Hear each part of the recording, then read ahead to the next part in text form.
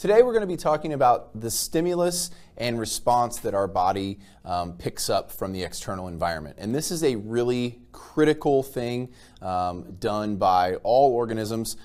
When something is presented in the environment, how they respond to it.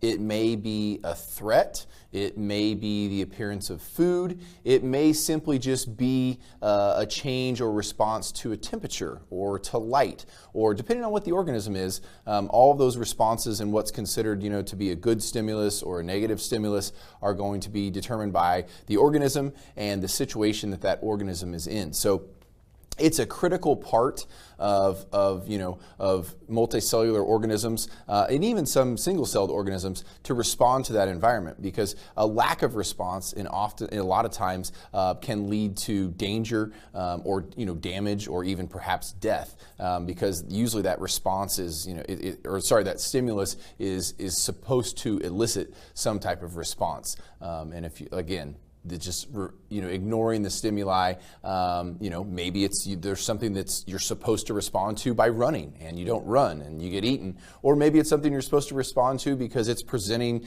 an opportunity for food and you ignore it. So if you ignore it often enough, then you'll starve to death. So lots of different ways that organisms can, what they receive as stimuli and then how they respond. So every time the external environment of an organism changes, the body recognizes it and responds. So, it could be if I'm an organism outside and there's a big gust of wind, and in that wind I detect the scent of something. It could be a predator, it could be a prey. That's a change that's taking place. There's a new smell that has been presented. How do I want to respond to that? Do I need to run away from it?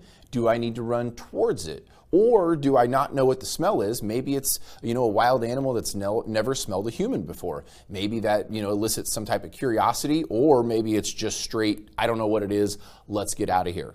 Okay, so again, it could be something as subtle as that. It could be a temperature change. If you are a cold-blooded organism, sensing that the day is dawning and you need to get out and you need to get your body warmed up, because the faster you get your body warmed up in the sun, the more quickly you can go about your day and start hunting and those types of things. You don't want to be caught in a situation where, the sun's been out for several hours and you're still in the dark and your body's cold and sluggish, and then you fall victim to a predator. So lots of different ways that organisms can respond to stimuli. So whether, how we're going to respond to stimuli is going to be done through receptors. And our body is covered in receptors. These are simply just specialized cells that we find within the nervous system. And again, they can detect all different types of things. They can detect heat, they can detect pressure. There's some really cool ones that we have. Our hands, obviously, as this is how we as humans interpret the world around us. We have a lot of different receptors. If you think about, just in your fingertips can really do a really good job of perceiving what's around you. Even if your eyes are closed, having your hands on something, feeling the texture, feeling the temperature, all of those things are possible because of the receptors that we have in our fingertips. It's also one of the reasons why when you damage your fingertip, it really hurts. There's a lot of nerve endings there. So when you burn your finger, when you prick your finger, it hurts. You can't really perceive the world around you with your elbow, right? There's not a lot of nerve receptors in your elbow. And you could say, well, hey, it hurts when I bang my elbow too, but that's because there's no cushioning there. You've just got a thin layer of skin and some tissue between you and the bone, and you're hitting it. Same like hitting your shin, right? There's not a lot of cushioning there. But your fingertips is all about, your nerve receptors. We even have a really cool one, like I normally wear a watch. And when you wear a watch and you put it on first thing in the morning, you feel that you have a watch there. And you have a watch there because there's actually pressure sensors in your skin. And those sensors continue to send signals to your brain saying there's something there, there's something there, there's something there. Well, if you're a person who wears a watch on regular, what you'll notice is sometimes throughout the day, you don't know that your watch is there. You don't get those signals because the brain basically says, we got it, there's something there. It doesn't matter. It's not hurting us and it doesn't really matter. So that signal kind of gets blocked. So you'll notice a lot of times with people that wear watches, and I do it very often, is where I just shake my hand because when I shake it, it hits in a different location and then I feel that my watch is there. Or I wear my ring all the time. So again, my body will tell me that my ring is on, but I'll sometimes just go like that because I don't lose sight of it, but your body kind of just loses awareness of it. So our body is very perceptive in terms of letting us know what's important and what's really not important, right? And so like having something on all the time, your body says, hey, that's just there. It's not going to hurt us, and so we're okay. So when we pick up stimuli, whatever it is, we see something, we smell something, we taste something, we hear something, we feel something, that is going to be sent to a neuron. Okay, it's going to be picked up by the receptor and sent to a neuron, which is a nerve cell. And then from there, we have to decide how we respond. The response could be physical. We could move, we could duck, we could jump, we could swat our hand. So that would be a physical response. Or it could be chemical, right? We could, dump a bunch of chemical, messengers into our bloodstream. Something to, stimulate fight or flight response. Or, we're going to dump a bunch of dopamine because it makes us feel good, or whatever the case may be. All of those things are possible. Or maybe it even elicits a feeling, right? If you think about your sense of smell and how powerful your smell is tied to memory more than any other sense. You walk into a room, you get a smell, and it immediately takes you back to a place that you've been before. It puts you in your grandmother's kitchen, or it puts you in that old hardware store that you used to go to. So it's not always about, do we have to run? Do we have to do this? It may just trigger a memory in your brain because, like I said, smell is really closely tied to memory. The sensory neurons, then, they're going to detect those different environmental changes. That's called stimuli. Whatever it is that it's detecting, light, sound, smell, taste, it's all stimuli. Okay?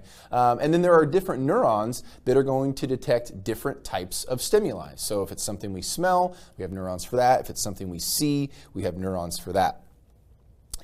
Again, light, sound, taste, odor, temperature. We can even detect changes in pressure and even gravity, right? You don't really necessarily think about that, but think about, when you're like walking in the dark and you start to take steps and there's no step there. Your body can sense, before you fall, hopefully, your body can sense that change that, your body's not moving in the way that it should. So a lot of those things are built into us. And really, ultimately, we've got the memories and we've got all that stuff, but at the core of it, being animals that we are, all of this is designed to protect us. Okay? When we get stimuli, we're going to decide, is it harmful? If it is, we need to act fast, right? So, we have reflexes which protect us from the most dangerous things. Putting your hand on a hot stove and immediately, that's a reflex, right? So we don't have to decide about that. Like, we just know that your skin's going to get damaged, and so we pull our hand back because that goes straight to our spinal cord. But a lot of these things, our nervous system, if you think about how incredibly fast our nervous system is, it's fascinating. I mean, I always use this example of you never see anybody, rarely, getting hit in the eyeball, right?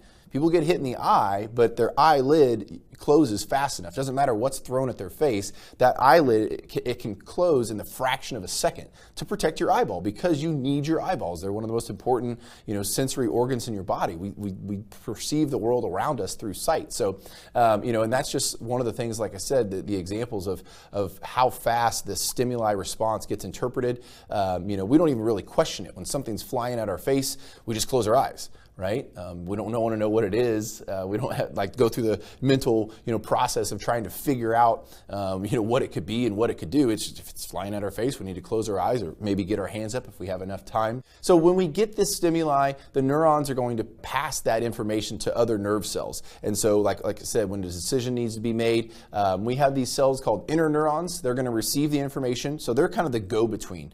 We've got our sensory receptors, which pass it to neurons. Neurons pass it to interneurons, which, inner between. So interneurons then are going to pass that information on, or they can make the decision on how to decide. The more interneurons an animal has, the more responses and the more complex its response can be. So when you're talking about high-level organisms like human beings, we have a lot of interneurons, and also we have a complex brain. So, we've got the stimuli, the neurons, the interneurons, and then it goes to the brain and says, what would you like to do? What do we need to do with this stimuli that we've just been presented with?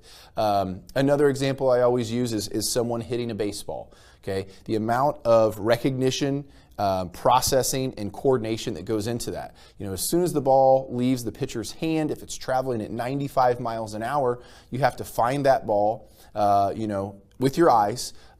You have to get your muscles ready to move. You have to decide, where is the ball going to be in another half a second? Is it going to be high? Is it going to be low? Is it going to be outside? And then all that coordination that takes place between the brain, the muscles, the nervous system to make contact with that ball. It's really, really fascinating. I mean, and like I said, it's just kind of a testament to how advanced our nervous system is. And that's just something we do for sport, right? So like avoiding danger, actually becomes, at certain times becomes easy because we've, tested ourselves with these kind of games of just incredible coordination. So when we talk about, humans, upper level organisms, they have a lot of interneurons. When you go down, though, the evolutionary tree and you get into invertebrates, single-celled organisms, that sort of thing, they're going to have much simpler systems. They have very few interneurons, and there is truly just get out of the way, move towards food, move away from danger, that sort of thing. But it's still a recognition of stimuli in the environment and then how we respond to it, which is called the response.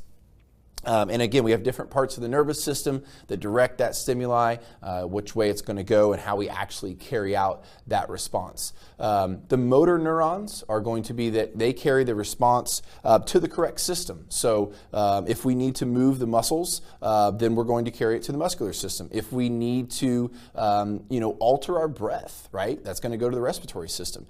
Maybe it's something where it says, hey, we immediately need more oxygen, right? The response to whatever it is let's get more oxygen. So let's start breathing more deeply. Let's start breathing more rapidly. Lots of different ways we can respond to the stimuli from the external environment around us. And that's really all we want, is we want to see the changes that are taking place in the environment around us and then decide the best way to respond.